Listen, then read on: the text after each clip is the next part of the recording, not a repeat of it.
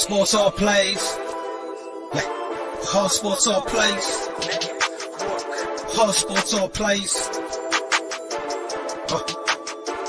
365, we making up plays. You talking the game, get you to the days. We're high in the court, the dime in the lane. Variety topics never the same. All presentation, sports information. In the airways, taking the nation. All sport, all plays, they work in your faces. Grace at the field, so tie the laces.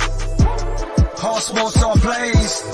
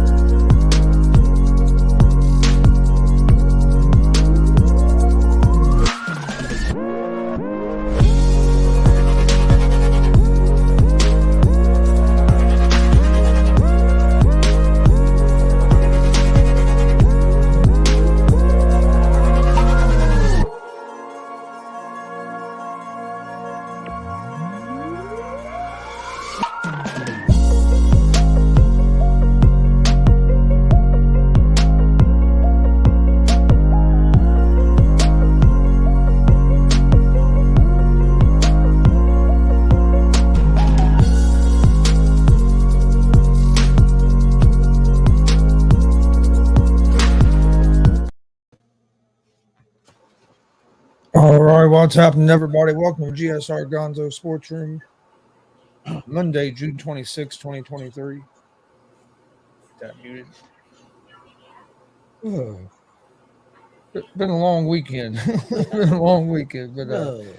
I'm Chris Gonzo'S, joined by Tony Gonzo'S, also joined by Jay McLovin. How's it going, guys?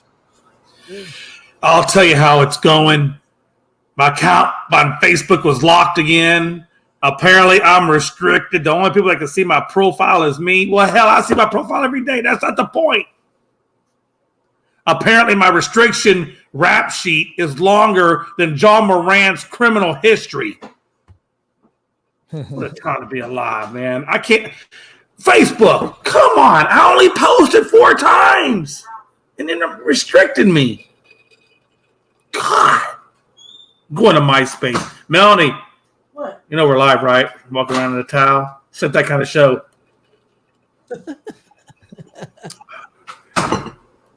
I apologize to Facebook fans for seeing my wife in a towel. That was totally uncalled for. What a time to be alive. I don't know, Gonzo. I'm restricted again. I don't know how you do it, how y'all stay on the air. Apparently, I can't stay out of Facebook hell. Would you rather walk around the Well, I'll tell you what, man. Look, Gonzo, I'm gonna tell you right now. If you ever get married again or married a bit, whatever, you choose another woman, you got to vet them hard, man. I didn't vet her hard enough. I should have vetted her better. No, I was restricted last week, but I'm not restricted no more. Well, apparently, I can't post anything until I think I got 2 more days. I think I'm on restriction for 2 more days, and then I can post. So, Dylan Beeks, I want you to know I'm doing my job. Okay, I'm sharing. I can only do what Facebook will allow me to do, though. Okay, so don't shoot the messenger. Dustin says, Jay, you're fired. Well, what the hell else is new? Do I get unemployment? Shit. Glenn Robinson said fired. Oh, man, what a time to be alive, man. Oh, he said fever up on the ace is in the 3rd right now.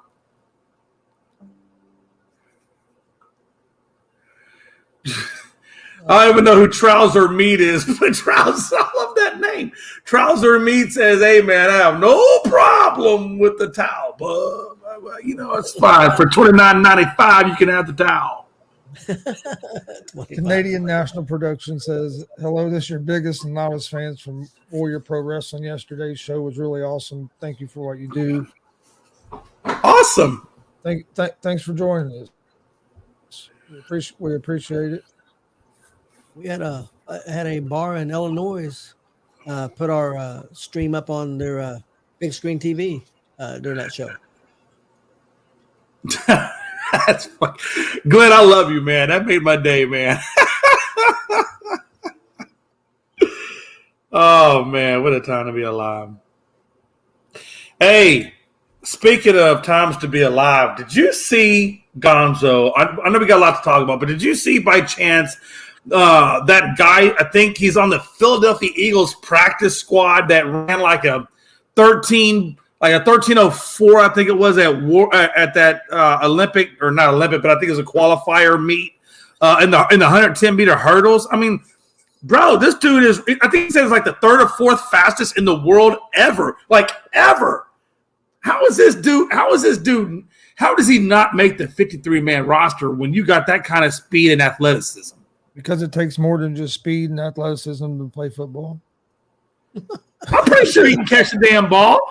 Shit, Tyreek Hill can't run around to save his life, but that dude's cheetah. Jay, but just because you're fast don't mean you can catch a football. Yeah, there was a couple of track stars that tried to make it and didn't make it. Now, it'd be like they'd be talking to him or about him like they were talking about Nelson Aguilar, that guy when he said, we were catching babies, we weren't dropping them like Nelson Aguilar. Hey, listen, but you know speed is a top thing, because look, we know Cheetah. Cheetah can't run around correctly to save his life. That dude's so damn fast that we overlook it. But he can catch a football. Okay. I don't know if this man can catch a ball. I don't know, but I'm going to assume that if you make a practice squad, at the very minimum, you could probably catch a football. At a bare minimum. Maybe. I don't know. Have you seen him play? I haven't seen this man play. I'm really just kind of looking at his speed, and I'm thinking like, wow. Because you know what? I can teach you to catch a football. You can't teach speed. You can't teach that. You can't teach some people to catch a football either. I mean, maybe that's true. I don't know. I mean, hey, look, you put enough stickum on anybody's hands, that shit's going to catch one way or the other. I mean, you could try to you could try to teach somebody how to catch a football, but I don't mean they're going. But you got to admit, but you do have to admit that it is easier or more applicable that you could teach somebody to catch versus the speed element. I mean, not everybody has that. Oh, yeah, you know what I'm saying? I understand that, but your question was, how could you be that fast and not make a 53-man no, roster? Okay. Oh, I'm sorry. We're that literal today? I'm sorry. My bad. Listen, y'all need to start putting out the parameters of the show before we go live. Jay over here thinking we ain't that literal. Plus, you got to remember this. When he's running the 110-meter hurdles, he's not wearing shoulder pads. He's not wearing a helmet. He's not wearing. Well, that's true. I mean, that's true. When they clock up Cheetah and Cheetah doing what he does, he ain't got all them pads on either. So, I mean, yeah, but if a man is running 1301 and a 110-meter hurdle, even if you put pads on him, you can't tell me that he ain't running faster than pretty much everybody in the NFL. But there's some guys that their speed don't translate into in-game situations as well. Some guys can be fast on the track, but you put them out in the field and they're not as fast. Jay, how far does your Dallas Cowboy? Because on the field you have to be able to think, react, and go. Some guys can't do that. I played football. I understand what it requires. I guess I was just coming from a place of, if you have that kind of a talent, right, which we know not everybody does, it seems like the other things you could somehow or another teach, right, to get on the. You should be able to beat the third guy or the fourth guy on your depth chart at the very minimum. At the very minimum, you should beat the fourth guy on your depth chart. Yeah, a lot of times the fourth guy on the depth chart don't make the team. How big a guy is it? You know what? It did not say his height. When I was reading the article on him, it didn't. I'd have to do some research on it. It didn't mention his height or his weight. I'm assuming he's probably at least 6 foot. But I can find that out. Do you remember Bob Hayes? I do remember Bob Hayes. He was a Cowboy, if I'm not mistaken. Yes, and he was a track star. And a pretty good receiver also. I haven't heard Bob Hayes' name. It had to have been more than 15 years since the last time I've heard that man's name spoken out loud. Me and my dad talk about that stuff all the time because, Dad was a big football fan back in the day. And me and him and he knows I'm a Cowboys guy. My dad's always been an Oilers guy. And so, we talk about old school athletes all the time. Remember Bob Lilly? A 10-400 meter. I don't know, Tony. I know this is what I do know. If a son of a gun can jump over a damn, however tall those hurdles are, if you can jump over a damn hurdle and you can do that in a timed kind of way, I gotta believe you can catch a damn ball. I'm just saying, I gotta believe you can catch a damn ball. I tried doing that one time. I went out to my high school's track and field era when they had all the hurdles set up because I wanted to see if I could do it. You know what I did, Tony? I face planted. Yeah. Tony, I face planted. You know how hard it is to jump over a damn hurdle? Oh, yeah. I'm not saying the guy can't be good. All I'm saying is just because you can run fast doesn't automatically translate into being the top. Oh, no. I take what you said as an assumption that this dude can't catch shit. Well, I mean, I really don't care if that's how you think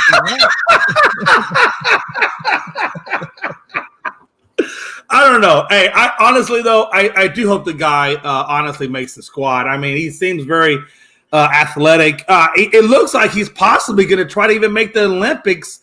I don't know when the next Olympics is, but he's trying to qualify to be on the Olympic team. So, which is kind of weird because if he makes the Olympic team, and then in the tryout period or the training period is the same time as training camp, I don't know how he could do both. So I guess at some point he's gonna have to decide a career path. You're either gonna be track and field or you're gonna be, NFL because they two coincide with each other. So,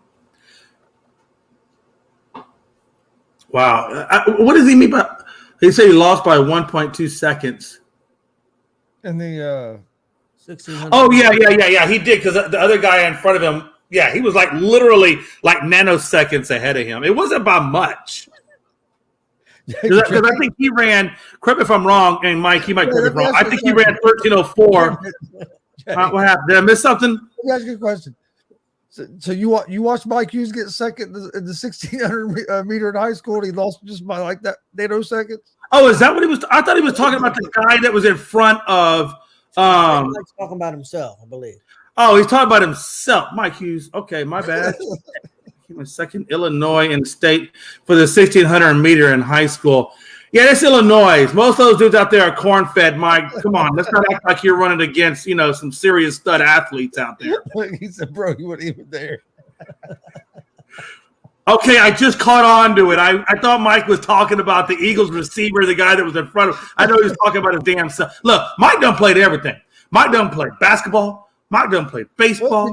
Mike done played throws. Look, you know what? There's somewhere down the line, there is a Bo Jackson, Bo-Nosed Mike Hughes commercial just waiting to come out. Did you see Dustin's comment? Yeah, this is what Dustin's a douchebag. What happened? I don't disagree with that. I'm kidding. Dustin, you know I love you. I ran a 10.4 in the 100-meter dash in high school, and I didn't play football because the speed didn't translate. Yeah, I mean.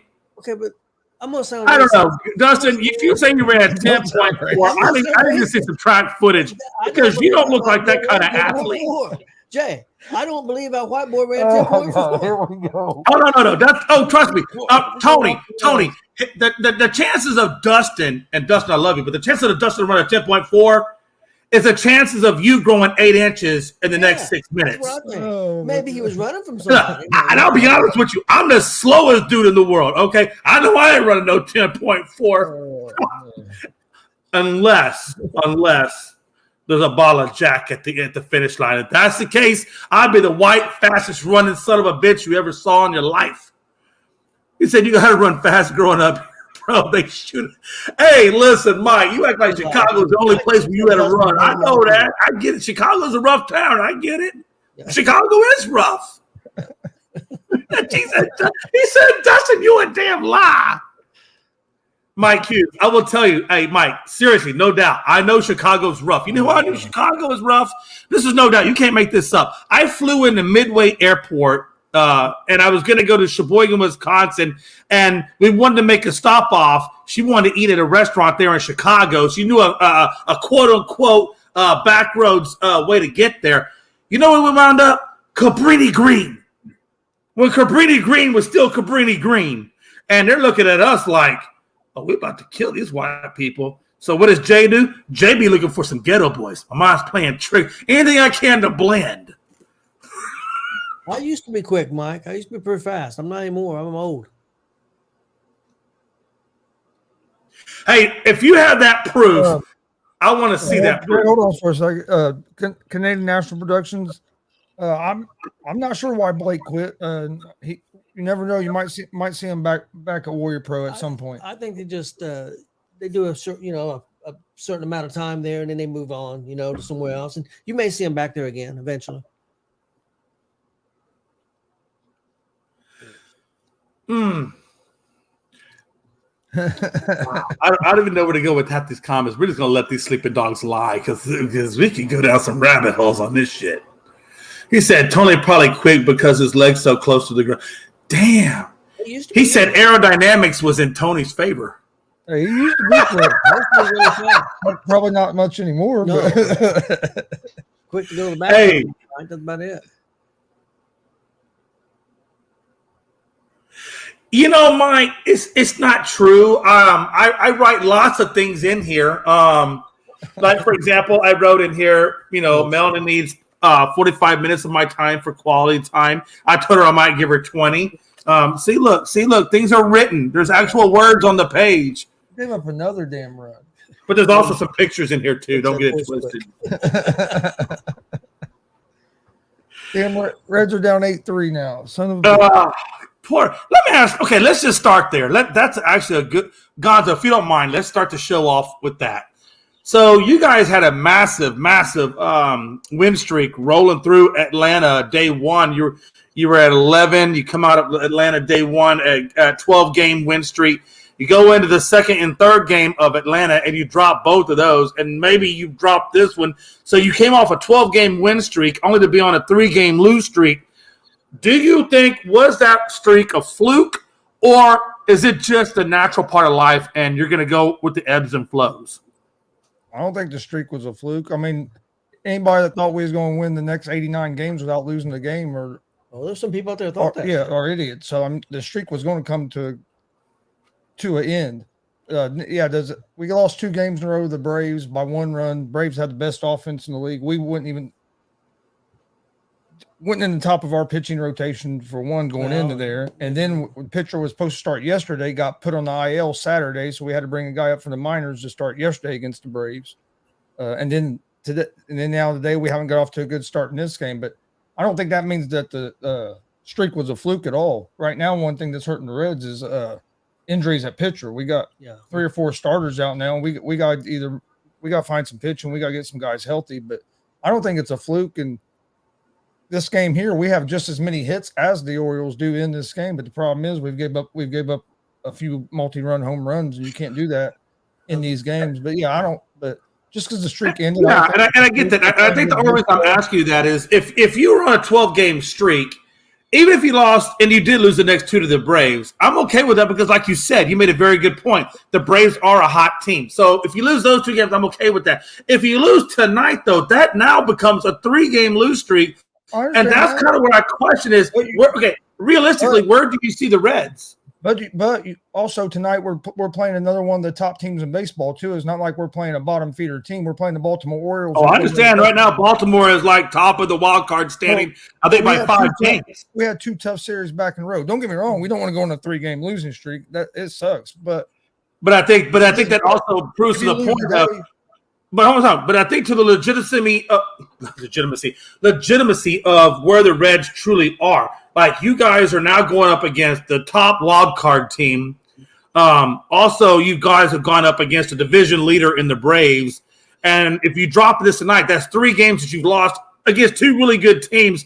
Where do you realistically see the Reds in terms of how good do you really think they are when you're losing against some of the better above 500 teams? I still think we're one of the top. I think we're right there with those teams. The Braves beat us by 1 run both games, and we had chances in runners in scoring position to win both them games. So it's not like we're getting blown out by these teams. And we're not healthy. We have the most people on IL in baseball. I think we have a good chance to win the Central Division, and realistically, I think we're a playoff team. And the reason why I ask these questions, is it goes back to what you said earlier. If the pitching don't get straightened out, I don't think we're a playoff team. We got to get. And that's the thing, though, right, Tony? The reason why I'm asking those questions because and you guys said at the beginning, and I know I'll be honest, I was right there with you guys. when the season first kind of started, you guys, nobody had that high of an expectation for this team. Then they go on this massive win streak, which is amazing win streak. Trust me, you guys played quality teams. I know you did in this win streak. So now all of a sudden, we're going from no expectation to high expectation. Then you come off the win streak where it possibly is now a 3-game losing streak. Were our expectations too high, do you think? Or were they realistic? I think the Reds fans that had common sense never got their expectations too high. I wasn't one of them guys that thought we were going to win the World Series. I think we have a good chance to make the playoffs this year. Not saying not necessarily we'll make a deep playoff run. We're a young team, kind of like Mike just said. We're a young team. We're going to do a lot of good things, and there's going to be times where we are going to have growing pains because we haven't. I mean, the only experience we really have on the team right now is Joey Votto, and he just came back. Hey, Senzel has a little bit, but we don't have a whole lot of experience. No. We got a young team, so realistically, I think we have a shot of making the playoffs, even as a wild card team.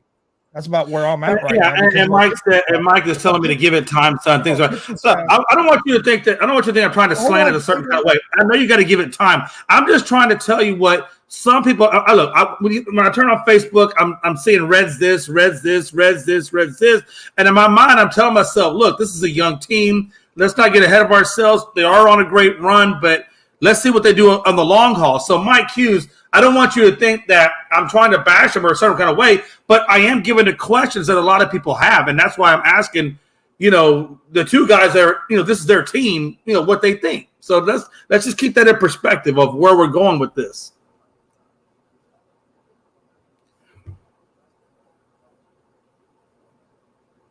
Wow, what a time to be alive, man! I know you guys.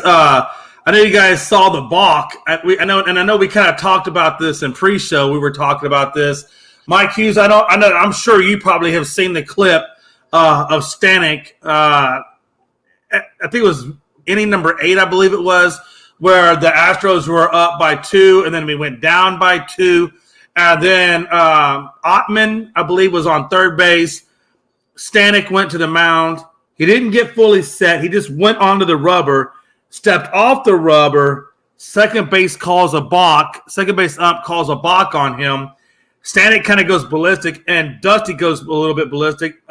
Miller, the pitching coach, is going ballistic, and for rightfully so. Because, Mike, as we all know, and Gonzo'S, as we all know, a balk is where you do slight movements to try to fool the runner, and so that's what they call balks. But if it's a completely different movement and a very aggressive movement off the mound, and now you're looking at a game, advancing run and a pretty critical series, in my opinion.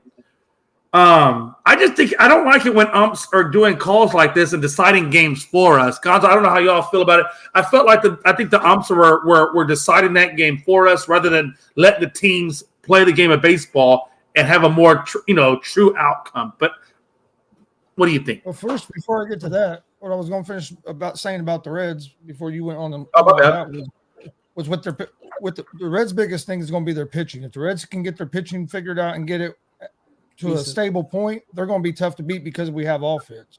But right now, the last 3 games with some of our pitchers going down hurt, our pitching has struggled.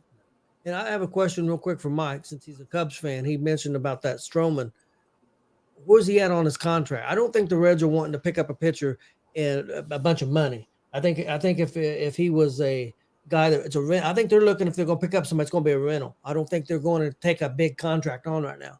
That's just my opinion. I could be wrong. But as far as the bulk, I haven't seen that situation. But honestly, I think these umpires, and this is going to be an unpopular probably take. I think these umpires need to be stricter on the bulk calls. They let these pitchers get away with a lot of bulks.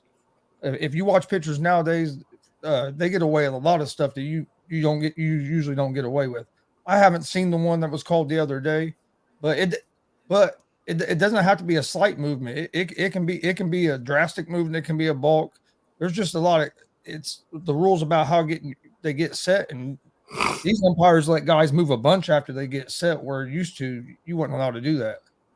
Yeah, and remember, this is a guy that's never been called for a balk. Never.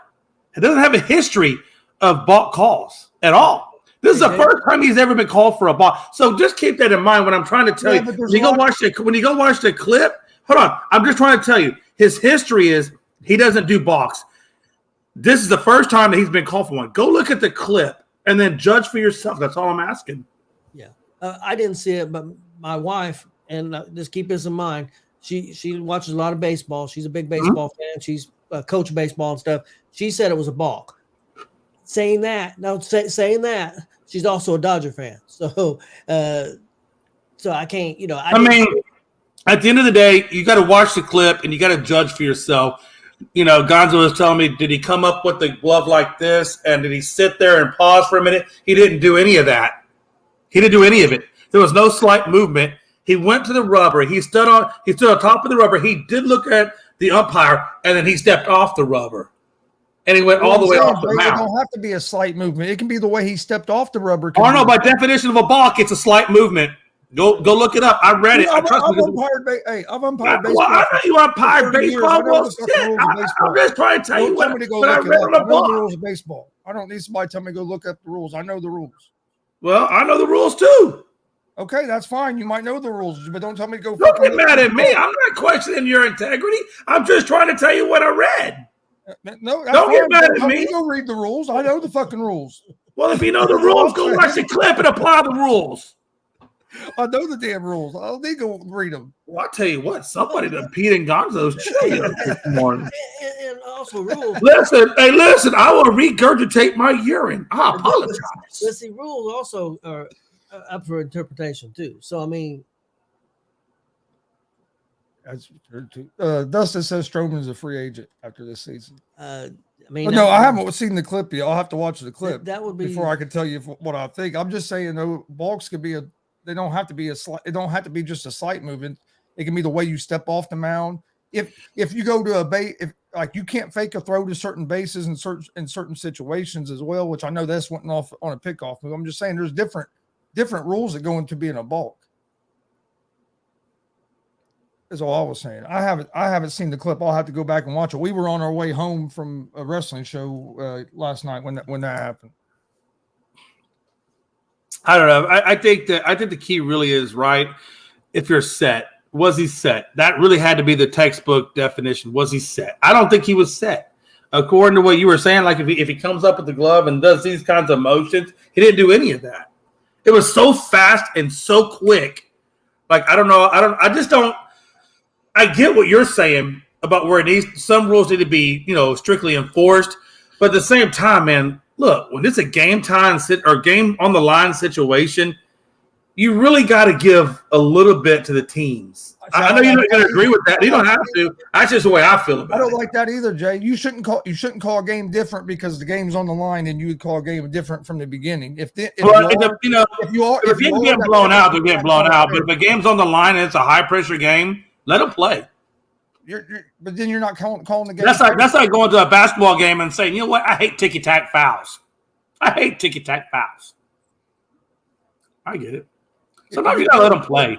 You got to call it the same the whole game, is what I'm saying. I understand that. I agree with that. You can't let them play one way the whole game and say, oh, this is a high pressure situation. And again, you just said it right there. Earlier in the league, guys were doing things and balks weren't being called, but now you want to call a balk. So what are we trying to really say? Like what precedent are we doing? If you're gonna, however you start off the season, what I'm saying is, however you start off the season, give me the consistency all the way to the end. And if you want to do things differently, wait till the beginning of a new season. But don't give me before All-Star break and all of a sudden now you want to start calling some shit.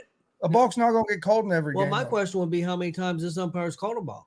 I mean, maybe you're right. I mean, how many times? Because the home plate umpire didn't even call it. It was a second base umpire. Yeah. See, that's my question. I mean, some umpires may call balks more than others. So I mean, I don't know any of that information, but you just don't know. Yeah, I mean, I agree with all the points that are being made. Truthfully, I just want consistency, man. If you're gonna call one thing, call it all the way through. I'm talking about baseball as a whole, not just one umpire. I mean, baseball as a whole. Now, but again, Just watch the clip. Give me your opinion. If you think it's a balk, then hey, we roll on. It's a balk. Well, see, that's the thing because you talk about consistency. I understand what you're saying, but when you've got how many umpires they have out there? 4 umpires each game, and they move around each game. Right. It's always going to be. I mean, it's not going to be completely 100% consistent. I mean, it could be close, but yeah. I mean, I understand what you're saying. And I probably would have an issue if this guy was known for balking or known for doing things like that. I'd be like, you know what? Throw the book at him. This dude ain't never had a balk one. So, I mean, and now all of a sudden it's a game situation. To me, it didn't look like he was set. He wasn't even on the rubber long enough to be set. Yeah, I don't know. But again, I think, Tony, and I don't know if you agree with this, but I think sometimes rules can be subjected a little bit by people's interpretation of them, right? Yep. One umpire may see it one way, one umpire may see it another way. Yeah. And I mean, well, strike zones. Look at the difference in strike zones with umpires. Yeah, I'm still waiting for that to be like a legitimate, like I'm waiting for the robot umps to come in because we need consistency at what the strike zone really is. And not for this pitcher or that pitcher. Like, give me a specific strike zone for everybody. And we're not going to get that with human beings. You're never going to get that with a human being. Chris, read this here. Mike wants to know if the Reds World Series is on the line, would I be okay with him being the umpire? Have you ever umpired before?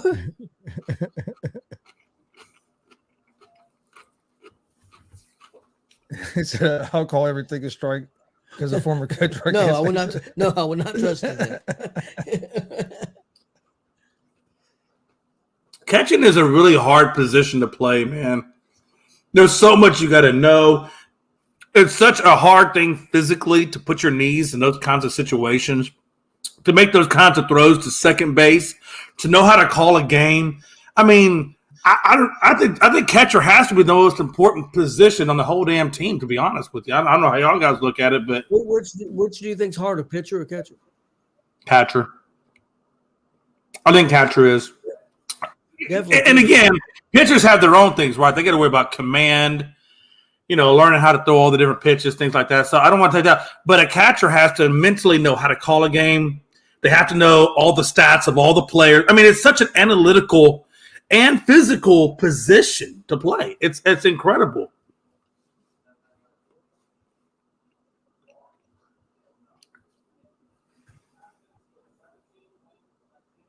He said, center field has my heart forever, but catcher was my favorite place to play competitive. Yeah, I can see that. And center field is a hard position to play too, man, because you got so much damn ground to cover. You got to be fast. You got to have a strong arm. That's a hard spot to play. I would never want to play center field.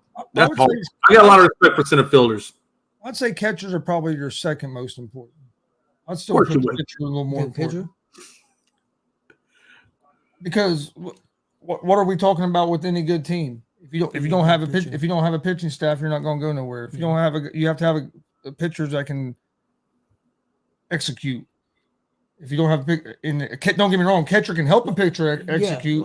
But you have to have that pitcher. So but where does the game plan come from, though? 9 times out of 10, I promise you that catcher is the one. If you have a good, solid catcher like Maldonado, who is extremely good on the defensive end of the ball, so when the pitcher lets that ball go squirrely, if you don't have a good catcher behind that plate to control that pitch, you're going to screw that pitcher over every damn time. And I think you see that a lot of times when the ball goes into the dirt because he didn't have good command. If you don't got a good catcher back there playing defensive ball, you're screwed, number one. Number two, I promise you, every pitcher that's gone through Houston, whether it be with the catcher as Velez, or Vasquez when he was left, I hated that because he was so good at calling games, and Maldonado. Maldonado knows everything. Like, I have watched interviews with pitchers talk about how much preparation Maldonado puts into all the batters, all their strengths, all their weaknesses, how they hit the ball, how they see the swing. I promise you, the information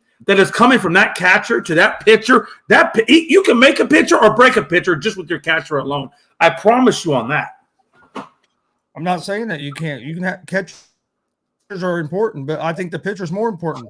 Why do you think teams are always looking for pitchers so much? Because it don't matter how good of a game a catcher calls. If the pitcher can't execute it, it ain't gonna get you nowhere. And pitcher has to be able to hit his spots, and the pitchers are harder to find. That's why I think pitching is so hard. If it wasn't anybody, you could have anybody on your pitching staff and still be competitive. I mean, I hear what you're saying, and I don't want to be argumentative, but at the same time, a pitcher pitches once every 4 to 5 days. That catcher Maldonado's out there every day, and the Astros are consistently winning when they're now. Again, some of it does go to pitching, some of it goes to hitting because the Astros have been terrible sometimes at hitting the ball. We've lost a lot of games just on our hitting, but that catcher back there, I promise you, has made a world of difference. I think it's harder to find talented pitchers. Enough. I mean, talented pitchers. It's hard to find talented catchers. We've gone through Corey Lee. We went through 3 catchers before we got to Maldonado, number 1, and then we finally brought in Vasquez. Corey Lee still can't catch on, but then we brought in Yonder Diaz, and he's doing a really good game at calling plays. But it's really hard to find a catcher that can call a really good game as well. I don't know. I mean, we can argue about this all. I think it's a horse apiece. You can make really good arguments for the pitcher being number 1, and you could be really arguments calling the catcher at number 1. I remember Vasquez was part of 2 no-hitters, and it was a combination of 3 different pitchers, but the one constant was Vasquez being the catcher, and he called the games. They even said he called the games. So I see your point, Gonzo. I do. I think you make valid points for the pitcher. I think there's valid points for the catcher. I think it just depends on your train of thought and where you want to go about it. But I think you can make valid points for either one, truthfully. I know you can win a game with a bad catcher before you're going to win a game with a bad pitcher. You think so? Interesting. Okay. So I've seen teams win with bad catchers. Okay. I've seen teams win with bad catchers. I've seen people win with bad pitchers. Not consistently. Oh, who do you see consistently going out there as a bad pitcher or a bad catcher? Who? Nationals had one 2 or 3 years ago. 2 or 3? Are we talking about years? I thought this was consistently. When's the last time you seen a baseball team? Was it consistently or every 2 to 3 years? Let me finish. When's the last time you've seen a baseball team win consistently with all bad pitchers? When's I seen with all bad catchers? Again, it's easier to find a catcher than it is 4 pitchers. I know, you're shaking your head. I know you're shaking your head. I mean, again, a pitcher pitches once every 4 to 5 days. A single pitcher. Yeah. And that's the thing. You got to have 4 or 5 good pitchers, at least 2 or 3. No, you need really about 3. I think you need about 2 or 3 really good pitchers. You can have that 4th guy that's kind of good, but not so, whatever. But you need at least 2 to 3. You know what I'm saying? To have a winning team, the pitching position is more important. Yeah. That's your opinion. You're entitled to it. You're an American, I hope. Sure. Halfway.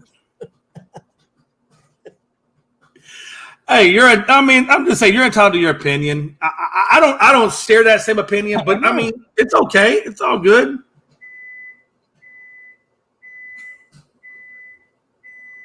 Backing up. Catching was hard because I had to learn how different guys pitched. You got to know every pitcher and what it. Again, they don't want to hear that. No, all they want to hear is, the pitchers. You're not hearing it. You got to be the best guy out there. But they don't want to hear the mechanics that go behind a catcher. Yes, I do. Catchers are important, and catchers are an important part of winning a game, and it's great to have a good catcher. But when it comes to winning, and catching is a hard position, but when it comes to winning a baseball game, the pitcher is more fucking important. Entitled to your opinion. Everybody's got an asshole. Entitled to my opinion.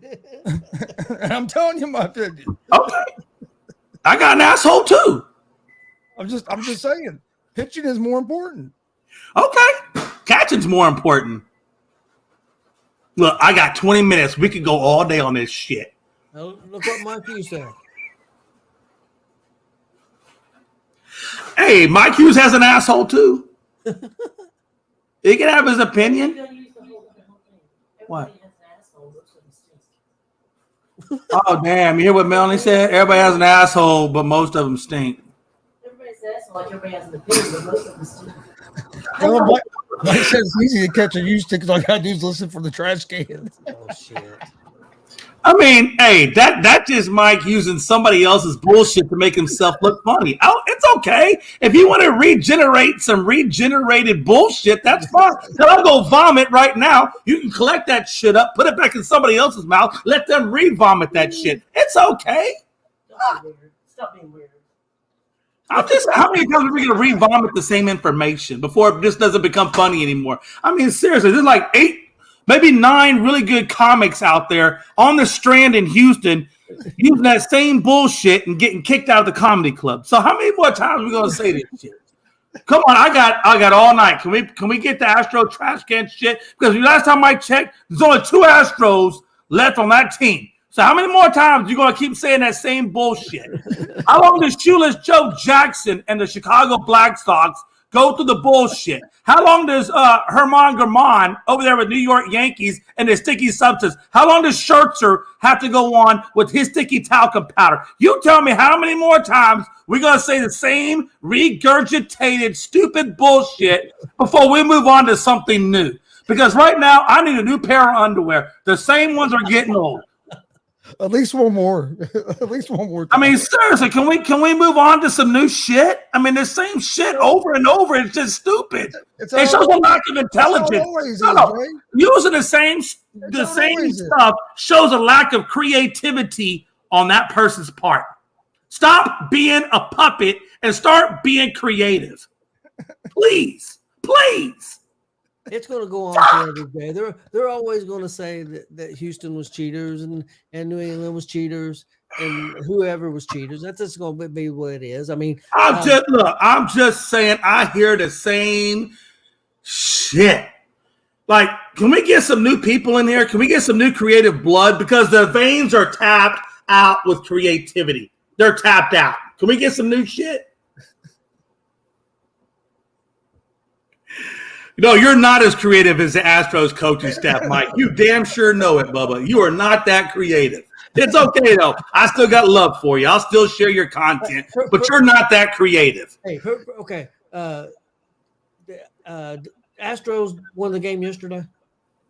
Yeah, so we got the win yesterday over the Dodgers. The reason I brought that up, I'm driving. We're coming home.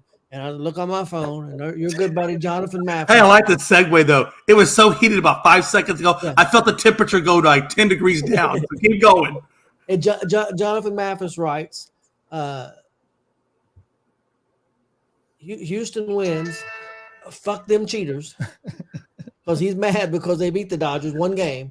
And it's fuck those cheaters. I mean – look, this is the same Jonathan Mathis. Hey, Tony, this is the same Jonathan Mathis when he put a Facebook video up about doing the shot glass. And I said, yo. No, on purpose. I know you did. Let's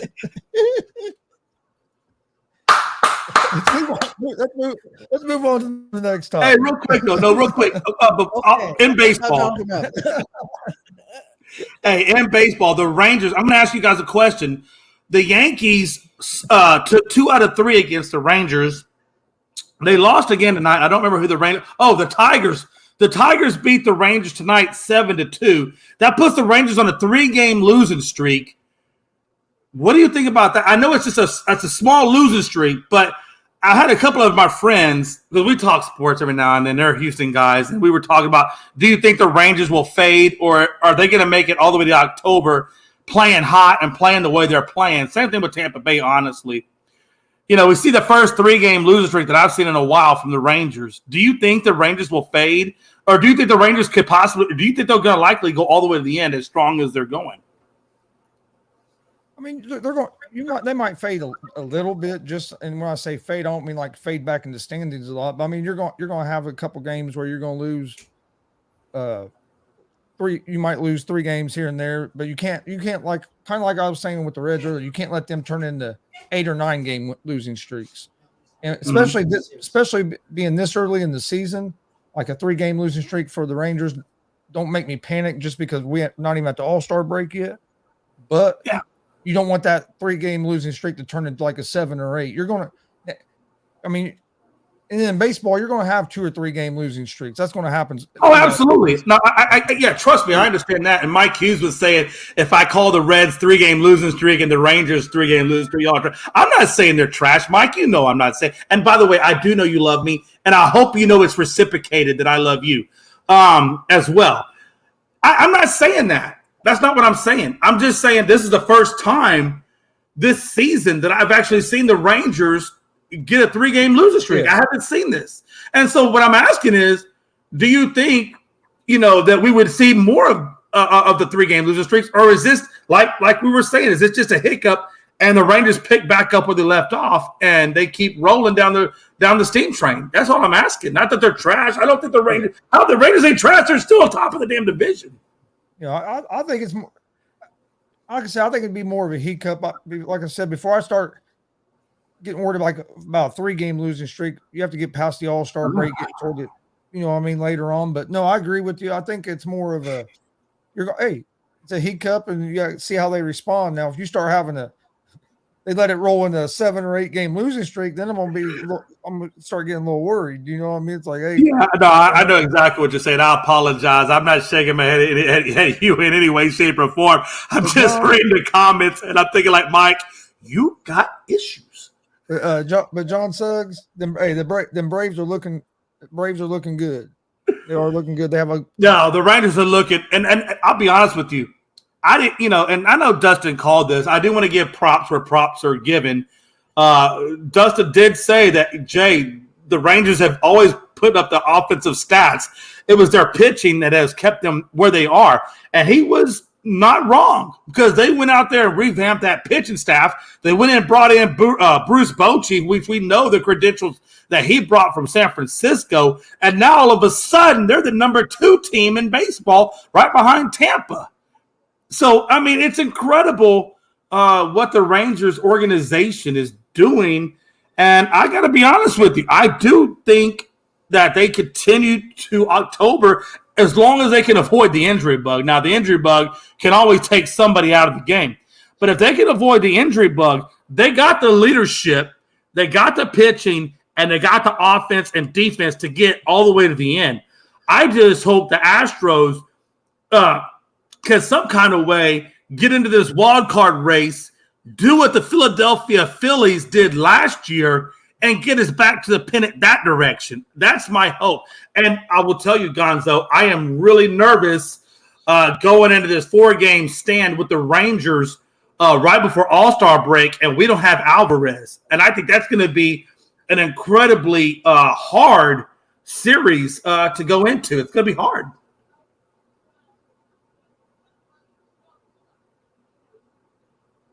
Wow, he says the Fever might beat the Aces right now. Gonzo, what do you think about that? Mike, I guess we can switch over to the WNBA if you want. John Suggs is a team that looks like can have a deep run as the Orioles. Absolutely. Baltimore, again, I mean, they're 5 games up in the wild card on the AL side. They're number 2 in their division behind Tampa. Who's to say that Baltimore can't possibly catch Tampa? Yeah, Baltimore's a good team, and then I do agree that it's looking like the Giants are going to jump Arizona here pretty quick or pretty soon, the way the Giants are playing right now. That's crazy to me. Jay Ness, I know he's got to be sad because this is probably the first time that Arizona has looked good in a really long time. They just need to get turned. They've had a tough stretch here the last few days, but they just have to get back to winning. And I don't think they're going to fall completely off, but the Giants have been real hot right now. I'm going to make that interesting in that division. No, but about the Fever are a lot better than we were last year, and we could have a couple more wins than what we have. We lost a couple close games that we had chances to win, so the Fever are moving in the right direction. The Aces beat us pretty good. Oh, I don't know if you're going to be sad, but it might have been yesterday or Saturday. Right. I don't remember which one. With the Fever end up losing.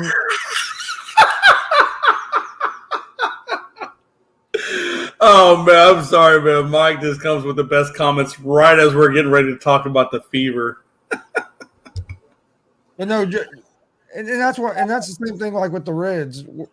we just got to avoid this mid-season of like a 9-10 game losing streak. And I feel the same with Arizona. If you can avoid that big long drought.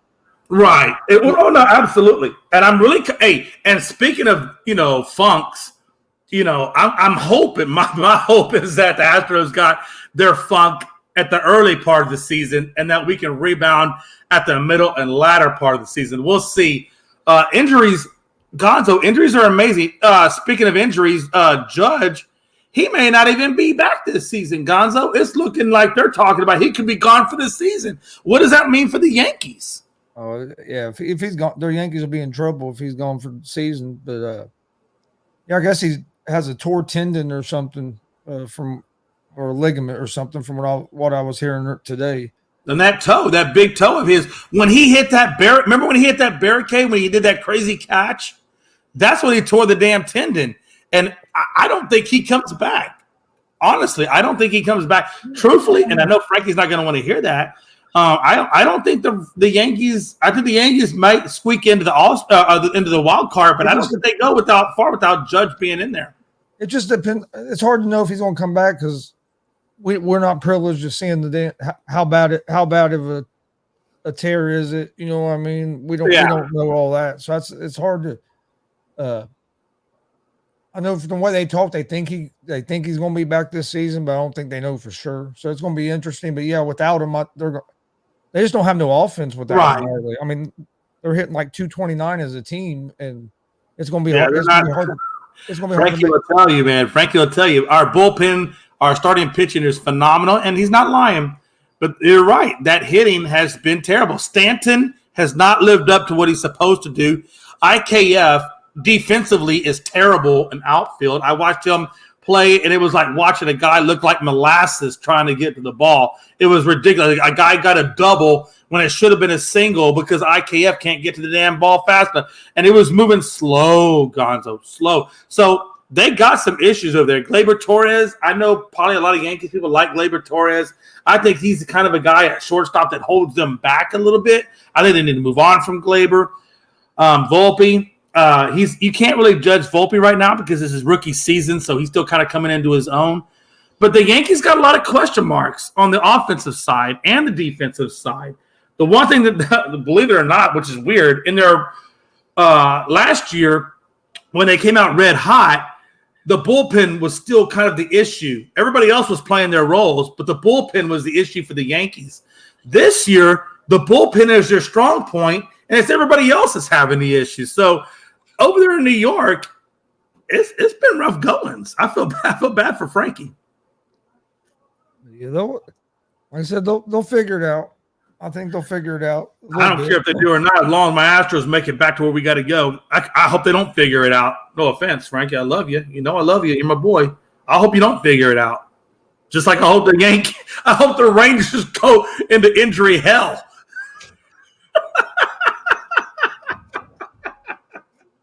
I know I shouldn't say that, right? That's just being a poor sport. I'm sorry. Chris. Tony, that was a long restroom break. I hope your insides are okay. You're all right. Okay. That was a long restroom break. No, my wife came home. I went out and walked her in from the car. Now that's a good husband. Reds. Don't let Melanie hear you say that because I'll look like a terrible husband. Don't let her know that, Chris. I'm still trying to get better at this. Or Tony, I call you Chris like 9 times out of 10. I know. Just don't let her know that I'm slacking as a husband, okay? Because right now you're kicking ass. No, Reds lose their third game in a row. We're in second now, I think, by half game because I believe Milwaukee won. Hey, let's switch over to Gonzo, if you don't mind. Let's switch over to basketball real quick. I know we were talking about D Rose. He didn't get the next year picked up, so now he's a free agent. Does he retire? Does he go back to Chicago? Retire? Does he go back to Chicago and play? What do you think is next in the career of D Rose? I don't know. I think he's probably going to go somewhere and play. I don't think he's going to retire yet.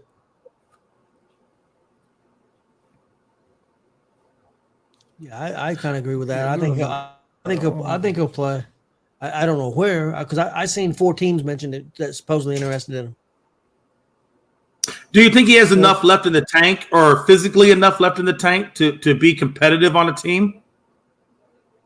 I do. I do too. I didn't understand why the Knicks wasn't playing him last year off the bench. I'm not saying he's a starter, but he can come off the bench and still, I think, it's still have an effect on the team. I heard the Bulls, the Lakers, and I can't remember the other 2. Dustin says he goes to Chicago or Boston. Boston could use a point guard that can actually play the whole season. So could Boston get D Rose on the cheap deal? I mean, that wouldn't be a bad spot for him. Yeah, we're a half game out of first. We have the same amount of wins, but they have one less loss now. Like I said, we just, like you said before, we got to focus on winning series. Got to win series. That's the key. But the concern I have about the Reds and what they've been doing so far this year was they've won so many games, comeback wins. You're not going to do that the whole season. Yeah. Well, we got to get our starting pitching figured out a little better. It was starting to get figured out, and then people got hurt. Our bullpen's been pretty good, especially here the last couple months. But I think our starting pitching. I think like out of how many wins we had, like 40 wins, and like 25 or 26 of them come from behind. That's not going to continue to happen all year long. Yeah. John says Lower's staying or moving, and where could you see him work? Miami with Bam and Butler. I think Miami would be a good fit. I don't know if that's going to happen, but I think it'd be a good fit. I don't know if he's going to leave. I heard him and his agents having a meeting with front office. Everything I hear from Portland is that he's off limits, that Lillard is not going anywhere. I would be surprised if he does move on, especially if they brought in. I just kind of want to know what Scoot Henderson is going to do, because they've said that they could possibly move on from Scoot Henderson and probably bring in Zion. I'm really – Portland is kind of a mystery to me in terms of what they actually are going to do. I don't understand the moving on from Scoot to bring in Zion because Zion, I mean, is that really going to make Lillard happy? Hey, we're going to go get you a guy to help you, but hey, yeah, he's only played like 20 games or 30 games over the last 4 seasons. I mean, right. I think John goes on to ask us, talking about the Knicks and RJ Barrett. Barrett ain't going nowhere. They're not going to let Barrett leave New York, so Barrett is not even an option. Randall will be an option before Barrett is, and if you want to package some picks in there, then fine, but Barrett is not going anywhere. Then he says, or maybe the Knicks.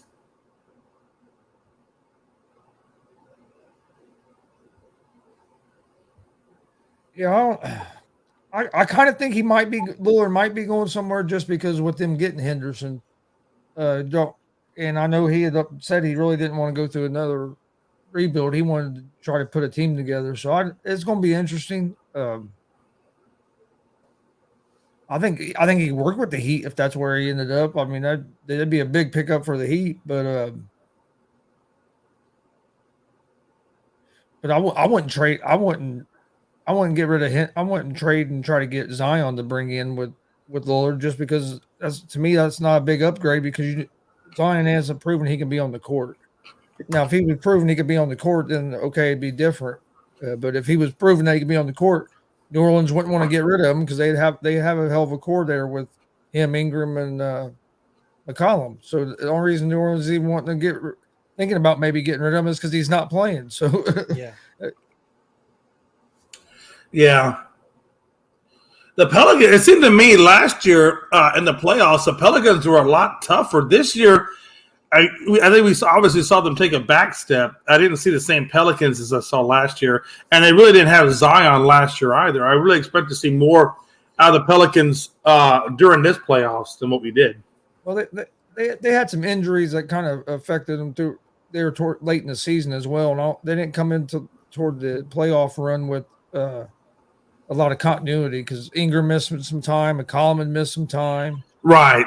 I think that affected them. Where last year they were pretty healthy coming toward the end of the season, where this year, well, they were pretty healthy besides Zion, where this year coming in, I think they were Right. more injuries than what they did. But yeah, I don't like to see what that team would look like complete with Zion and playing if they could all. I think a lot of people want to see that. I think a lot of people just want to see Zion make it through a full season and be productive in a full season to actually know what Zion really is. I mean, we kind of think we know what Zion is based on the glimpses that we've seen from him.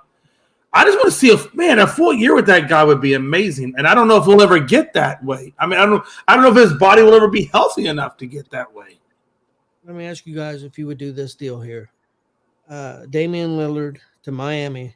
The Blazers get Tyler Hero, Victor Oladipo, Caleb Martin, and 2024 first-round pick. That's not enough. That's not enough. If I was them for Lillard, I want picks. Don't give me players. Give me picks, because if they let go of Lillard, that just tells you right there they're in rebuild mode, and you need picks to rebuild with. So you better give me picks. Don't give me, all these other guys, these average whatever guys, when I'm giving you Damian Dollar. Okay, what do you think of this trade? Clippers trade Paul George and Norman Powell to the New York Knicks for R.J. Barrett, Mitchell Robertson, Josh Hart, Emmanuel Quickly, and a 2024 first-round pick, which is Washington's a 2024 second-round pick, and a Detroit a 2025 first-round pick. I would do it if I was Portland. I wouldn't do it. No, that wasn't Portland. This was the Clippers trading George and Powell to the Knicks for Barrett and all that stuff. They're not going to let go of Barrett. The only reason I say that, Paul George, it sounds like a great trade, but I know the Knicks aren't going to release R.J. Barrett. They love R.J. Barrett. That dude is so not touchable, just like Jalen Brunson is not touchable. Now, if you want to talk about Randall and a couple of other assets they have and picks, that might work, but R.J. Barrett's not going anywhere. Gonzo, I don't know if you feel the same way I feel about that, but all the reports I've heard out of New York, everything I've heard is R.J. Barrett is untouchable. What do you think about this trade with Dallas and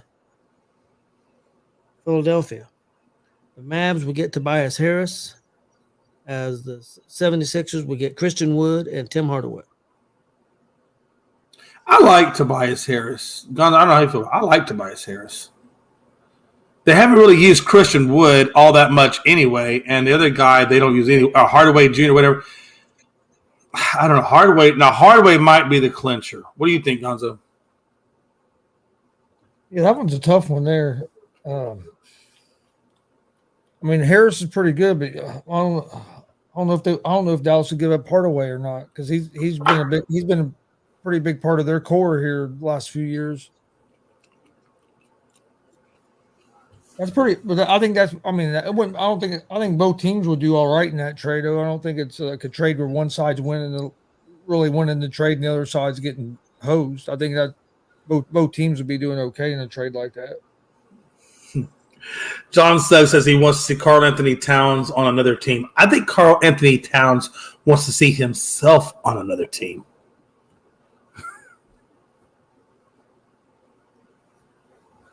Yeah. I don't know. He's so up and down, man. There's times I watch him play, and I'm like, damn, this dude could really be a star. Mm-hmm. There's other times it's like he just disappears. I don't know.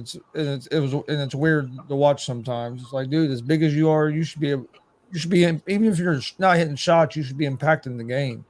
And that's something that Anthony Davis does that I think fans don't give him enough credit for. Yeah, there'll be nights maybe he's not on the offensive end, but he's usually still impacting the game defensively a lot of times. You don't see many games where he's playing where he's just terrible on both ends. You know what I mean? I know exactly what you mean. Well, I do. I like Cat. I think that's something people take for granted. I like Cat's game. I like Edwards' game. I don't like Gobert's game at all. I don't. I mean, I think he's okay on the defensive side of the ball sometimes, but he, on the offensive side of it, I'm not a fan of Gobert. I really felt like Minnesota gave up way more than what they should have for him. But, that's neither here nor there. John Suggs does ask, where do we see Kyrie going? Do you think he stays in Dallas, Gonzo? Tony? I think he's going to end up being in Dallas. I do too. I think Dallas going. I think they're going to try to build around him and Doncic. I think he'll get the best deal there. What I think. I'm not saying I think it's the smartest move because I wouldn't give Kyrie more than 1 year, maybe more than 2 years at that. But yeah, I'd rather keep it year to year.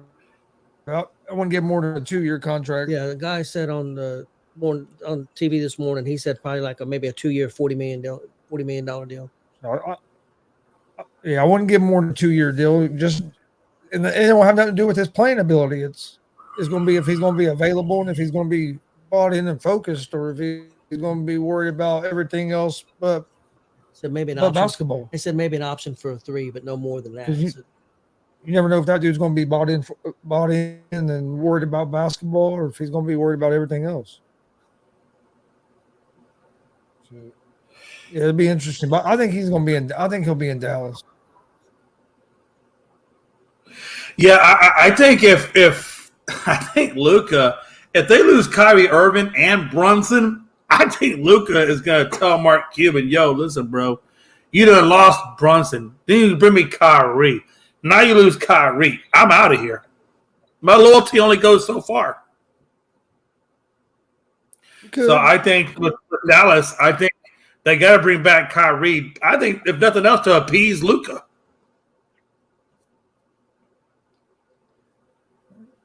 They could. I think. I just don't know who if you're going to not bring them back, you're going to have to bring in somebody else, and who's out there that you're going to be able to get. Right? I mean, there really ain't no big name like that available right at this time. I mean, unless you try and make a trade or something. What about Harden? Yeah, Harden ain't enough. I think Harden is having second thoughts now with Nick Nurse being there, and I think he's having second thoughts about maybe he wants to stay now. Yeah, it wouldn't surprise me if he stays. I mean, Nick Nurse does give them, from a leadership standpoint, a coaching standpoint, experience standpoint with the championship that he got back in the day. I think he has a lot of the tools that Harden is looking for, and I don't think Harden is necessarily ready to leave Embiid, because I think he knows with Embiid he has a really dominant big man that he wants to be a part of. I think maybe there were just issues with Doc Rivers personally. I can understand that, some of that, but I mean, by all means, Doc Rivers is a pretty good basketball coach. He has about the same credentials as Nick Nurse. Doc Rivers got that championship because he had too much star power not to get one. Honestly. No, for real, Gonzo, call me a liar. Paul Pierce, Garnett, Ray Allen. I mean, how do you not get a championship with that? But I can say the same thing about Nick Nurse. I can blow a hole in his. I don't know. Nick Nurse's team didn't have as much star power as what that Celtics team had. We all know that. But no, what I'm saying is I can blow a hole in Nick Nurse's championship ring. He would have never got a championship ring if Kevin Durant don't get hurt, Klay Thompson don't get hurt. What I'm saying is with that Raptors team, though, in my opinion, with that Raptors team, he had to be able to coach outside of it with adversities. Boston, look, I remember that season specifically because when they went and played the Rockets, and I saw how good that defense was on the Boston Celtics, much less the offense. Just their defense was impeccable, and I think Doc Rivers was able to get by with some things that with Boston that Nick Nurse couldn't get by with the Raptors. I'll be honest with you. That's just my truthful thought. No, I understand that, but what I'm saying is you can blow a hole in anybody's championship. But, of course you can. You take Shaq away from L.A. Kobe ain't getting them rings. But what I'm saying is we don't, like you said that about Doc. I don't hear people saying that about Tyronn Lue, and Tyronn Lue ain't won nowhere else other than when he had LeBron and all them stars. I don't think Tyronn Lue necessarily is better than Doc because he doesn't have a ring. He doesn't have. He hasn't got to that level yet. And I see, and Tyronn Lue. Hell, he had. Correct me if I'm wrong, but Tyronn Lue had King James, and he didn't get the title. He has a ring. Did he get it with King James? I didn't. I thought he got it with a different coach. He got it in Cleveland. Maybe I got my teams confused. I apologize. I just feel like Nick Nurse, what he went through with that team, don't get me wrong, was a little bit tougher than what Doc went through with that Boston Celtics team.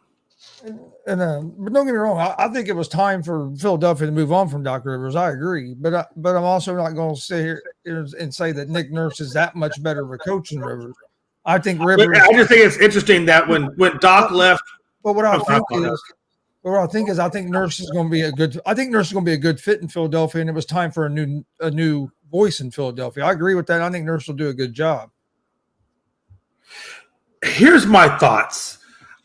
When I saw Doc with the Clippers after he left Boston and he went, I think it was Clippers was his next destination. He didn't do anything more for the Clippers than anybody else did, truthfully. Then he goes over to Philly and he doesn't do truthfully anything more with Philly than anybody else did. I just feel like he's had lots of good players, right? But he hasn't been able to recreate what he did with Boston. And the reason why was Boston covered up a lot of his inadequacies. Nick Nurse didn't have that option with Toronto. Yes, he had a good team with Toronto. He had Lowry. He had what's his face over there from the Clippers on his team, but he didn't have the team that Ray Allen brought at the 3-point line, that Garnett brought down low, that Paul Pierce gave you. He didn't have that kind of a team.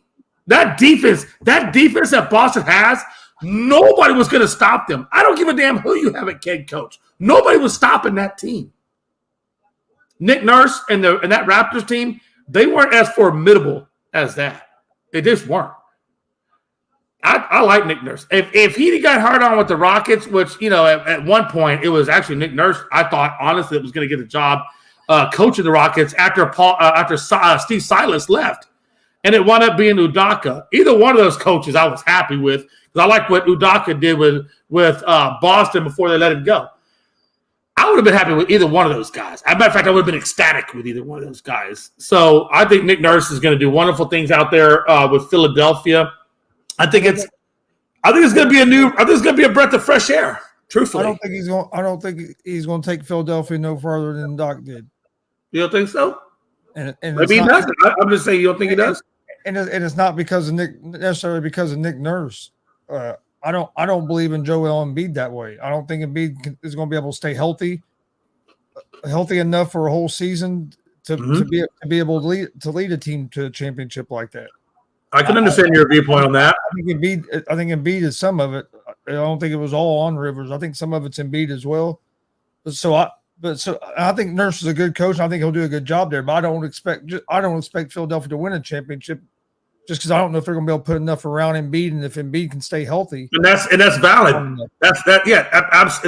Those are valid points. I mean, honestly, you're right. I mean, how often does Embiid truly stay healthy throughout the whole season? Number one, and then number two, I mean, there's still some pieces there I think they need that they don't have. Harden is a guy that will do great things for you in the regular season, but every time I've seen this man in the postseason, there's only been maybe one or two games where I thought he showed up, and the rest of it I thought he took off. So I question James Harden in the playoffs. I really honestly do, and I've said that since day one when he was with Houston. I've questioned his motor in the playoffs. So I totally agree with what you're saying with the Sixers. I mean, what can Nick Nurse do, right? I don't know. He's not Jesus, so he's going to have to work with what he has. And I don't think they have much salary cap room right now to really change a whole lot. And by the way, I still think Joker was the MVP in the regular season. Fuck that bullshit. Oh, I think so as well. But hey, he got a Finals MVP and a championship, so I'm sure he ain't too worried about that regular season MVP. I don't think he cares too much about anything. Well, anybody who knows Joker knows that Joker is selfless. He's a team first guy. I don't think Joker cares about the awards. No. I think Exactly. That's what I'm saying. I think you were right, Gonzo. I think you were right when you said all he cares about is getting that championship ring, which is all anybody should care about. He didn't even want to go to the parade. He said, parade? What's the parade? Thursday? I didn't get back home. My horses are racing because he had his horses, a big horse race there in Serbia on that Sunday. He was trying to get back home. He wasn't worried about no damn parade. Listen, all that man cares about is that a banner gets raised in Denver and that he gets paid on time and that he can do what he wants to do. That man don't care about all the hyped up shit. He don't. And you got to admit, he's a European guy. I mean, he's not like Americanized like we are. He's a European guy. I mean, he has his own ways of doing things, right? So, could you imagine that big 7-foot dude getting out of a damn horse and buggy? And I've seen some hell no. That's what he did. Yeah, but I've seen some people critical of him because he act like he didn't care. Well, they can be critical all they want. The man got a banner. What more do you want from him? And I would tell you right now, if I was the horse that guy got in the buggy of, oh, hell no, I'm taking the day off. You want me to pull this big dude where? Nah, I'm good. I'm gonna go stay in the shed and chew on some whatever it is you're feeding me, some hay or whatever. Let's jump in final thoughts here. My final thoughts are you're an a-hole, and everybody has one. No, I'm teasing. I love Gonzo to death. He knows that. You got anything? No, I'm good to go. Good to go. Anyway, hey, I do have a final thought though. Just one final thought. Hey guys, starting Thursday, Unscripted is going to start a segment of the show where it's going to be us talking about our individual teams. Gonzo will talk about since we're in baseball season. I'm sure Gonzo will do a Red spiel. I'll do an Astro spiel. Logan will do a Brave spiel. And then if we can get Frankie to come on, I'm sure he'll do a Yankee spiel. But either way, we're going to start doing a segment every show where we talk about our teams, whatever sport it is we're in at that time. So tune in for that. It's going to be awesome. It's going to be called Close to Home will be the name of the segment. And I'm really excited about it. I'm excited to see where we go with this. And tune in. It's at 7 p.m. Eastern on Tuesdays and Thursdays and 1 o'clock Eastern on Saturday. Yes, congrats to LSU.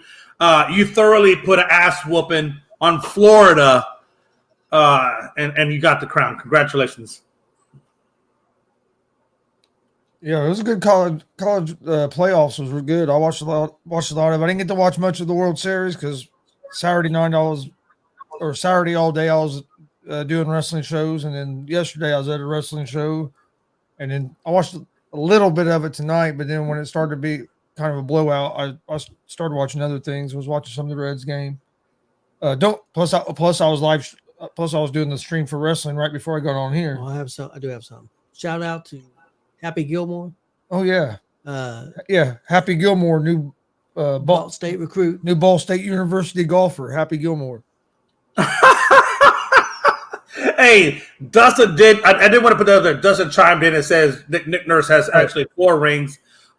He had one with the U.S., one with Israel, and I guess Australia as well. So congratulations, international. Yep. But yeah, no, and that's dead serious, Jay. We do Ball State University College here in our hometown. They just signed a golf commit named Happy Gilmore. Is that his real name, or is that a pun that he came up with? I mean, it can't be his real name. That's his name. That's what his kid's name. No, his name is not really Happy Gilmore. Come on, stop pulling my leg.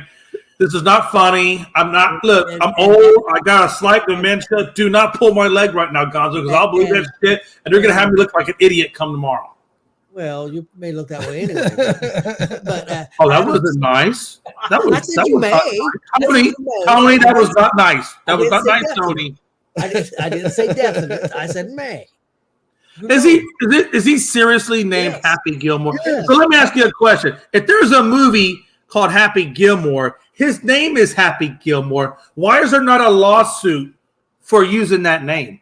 Adam Sandler reached out to him and wished him luck at Ball State because of it. But yeah, this is a true story. Indiana high school golfer Happy Gilmore Yes, that's his name. Has committed to Ball State University to play college golf.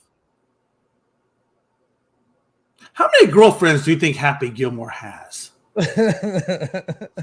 Well, he's a golfer, so I mean, I don't know. No, I'm just saying, bro. With that name, some beautiful women, man. Have you seen? I don't Have you seen them? Have you seen? Professional. No, I'm just saying. Golfers, not just a golfer, a professional golfer.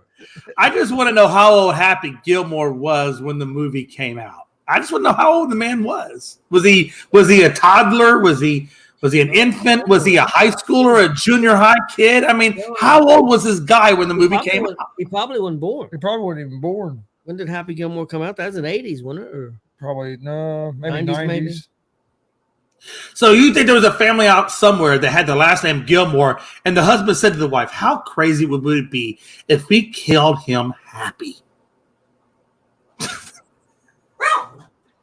Hey, all I know is whoever it was that did that, hey, kudos to you, man, because that really was a great marketing ploy. He played for Bloomington South.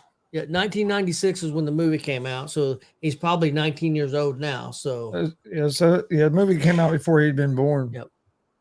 That's what I'm saying. So do you think that mom and dad got together and said, "Hey, look, our last name is Gilmore. Let's just call this guy Happy and have a play at it"?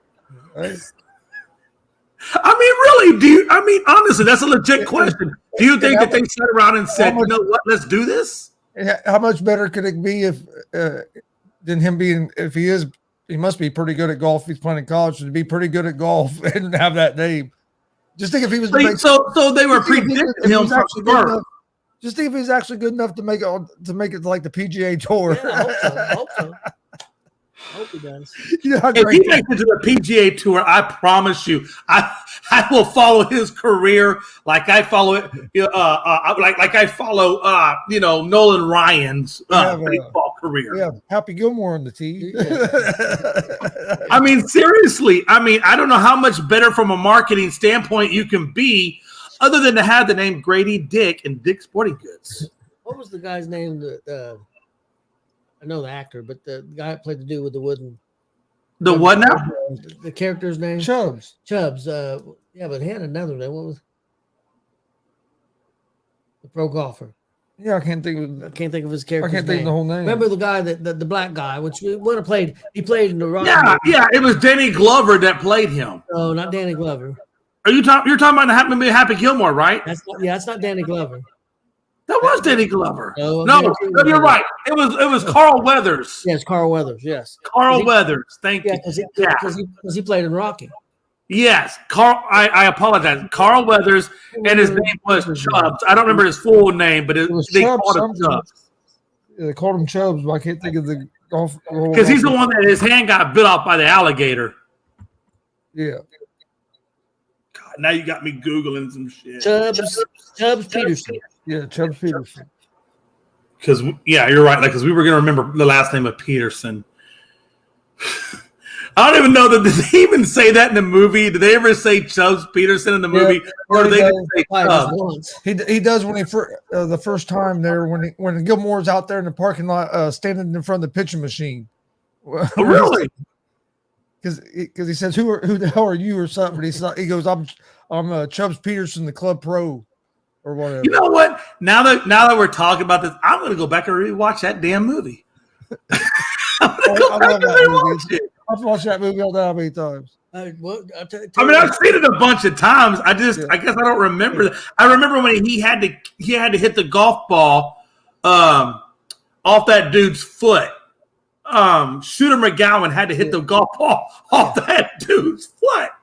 Hey, Jay, look on your app on your Fire Stick. Look on that app. They have a 24/7 channel, and they've got a Adam Sandler channel, and they show all of his movies on there.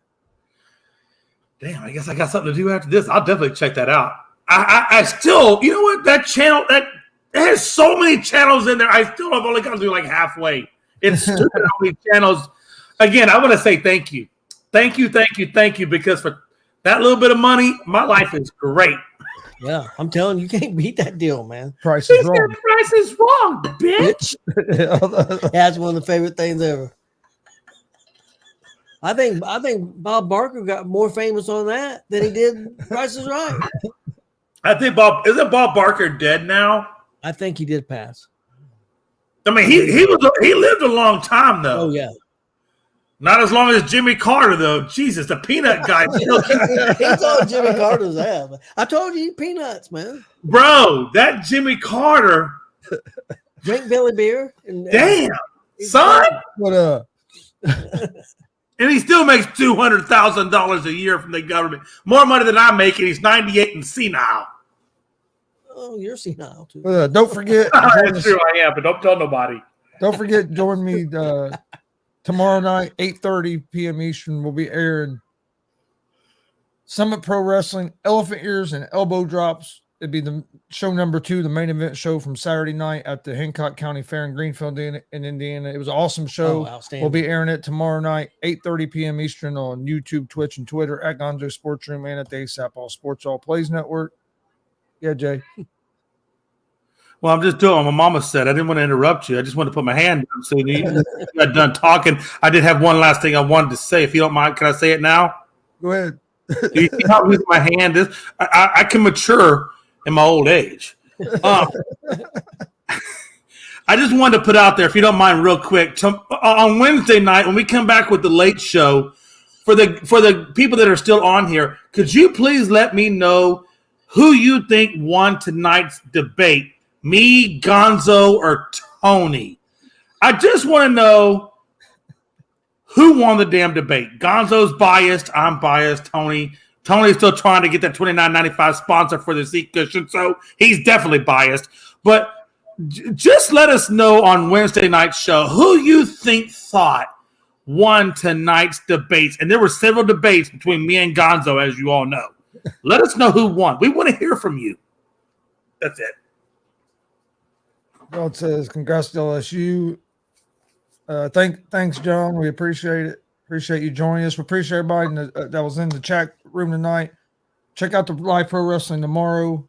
We don't have no live pro wrestling this weekend, do we? Nope. Oh, then you'll be on the Saturday show at 1, correct? Maybe. Remember, I don't know yet because I might be. Hey, all I know, man, is when your ass don't send me the link, I always call Tony. I said, Tony, yo, man, is Gonzo sleeping? Okay, hey, just wanted to make sure. Oh, Saturday, I might be half drunk. What exactly are you doing? You ain't got no lot. What are you doing over there? I actually might be going to a big 4th of July party on Saturday, so I might be. Okay, man, look, if you're going to go to a 4th of July party, just make sure that you bring protection and you have your cane with you. No, let me see what's going on Saturday. And don't put the condom on the cane. Yeah. But I'll see what time I'm going. What time that is, and because we might do Money in the Bank. we might do Money in the Bank watch along at 3. So I'm not sure yet. But my buddy's having a big thing, and his son's band's playing. They have a real good band. Does a lot of cover of a lot of like hard rock, real good. So I'm probably gonna go out there and check that out. But we appreciate everybody watching. We will see you guys on Wednesday at 11 p.m. Eastern. Please hit that subscribe button on YouTube at GonzoSportsRoom and at the ASAP All Sports All Plays Network. Like and follow Facebook, Twitch, Twitter, Instagram, all Sports All Plays, and at Gonzo Sports Room. Hope everybody has a great night. We'll see you guys on Wednesday.